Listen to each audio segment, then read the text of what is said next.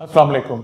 हम में से अक्सर लोगों को यूरिक एसिड का अक्सर बहुत ज़्यादा मसला रहता है और यूरिक एसिड के बारे में कुछ बताने से पहले जिनको नहीं पता मैं ये बता दूं कि यूरिक एसिड असल में होता क्या है।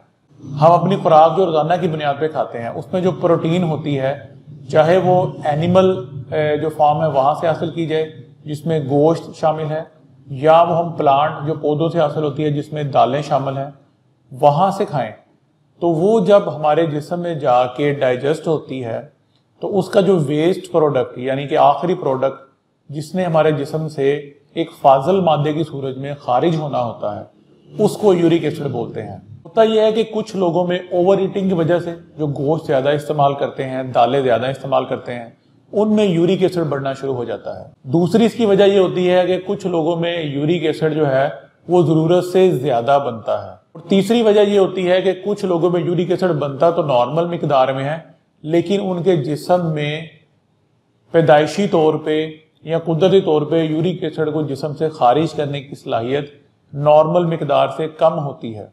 लिहाजा इन तीनों में से कोई भी वजह हो सकती है जिसकी वजह से आपके जिस्म में यूरिक एसिड जो है वो बढ़ना शुरू कर देता है।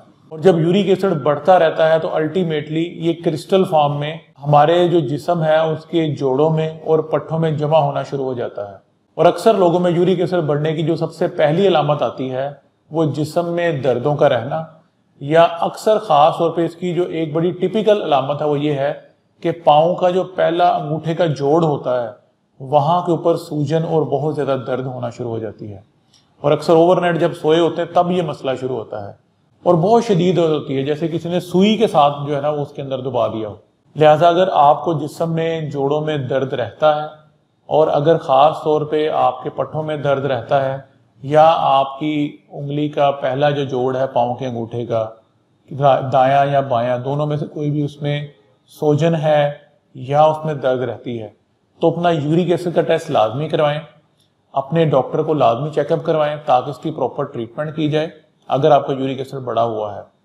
और दूसरा, अपनी खुराक में जो गोश्त है और उसमें भी ख़ास तौर पर रेड मीट यानी कि छोटा या बड़ा गोश्त, उसका इस्तेमाल कम करें। और दूसरा भी जो गोश्त है वो आप मछली है या चिकन है उसका भी इस्तेमाल जो है वो तर्क कर दें। दालें जो है उसको अपनी खुराक में से आप निकाल दें। बाकी सब्जियां और चावल, रोटी, ये बाकी सारी चीज़ें आप जो है वो इस्तेमाल कर सकते हैं। सबसे अहम चीज़ ये होती है कि फिर अगर ये सारी चीज़ें यूरिक एसिड बनाती हैं तो हम कितनी मिकदार में इसको खाएं ताकि हमें यूरिक एसिड का मसला न बने।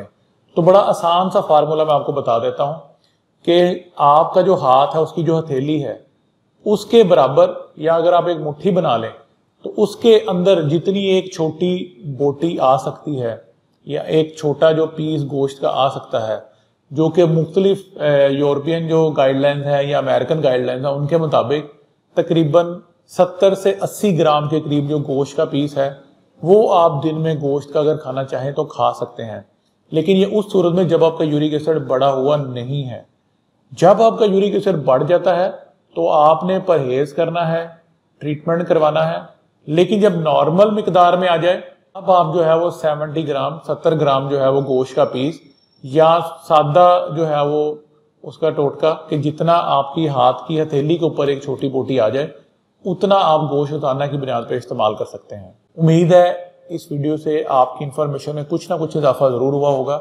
आपके अगर कोई सवाल हो तो आप कमेंट में या नीचे स्क्रीन पर दिए गए नंबर पर पूछ सकते हैं।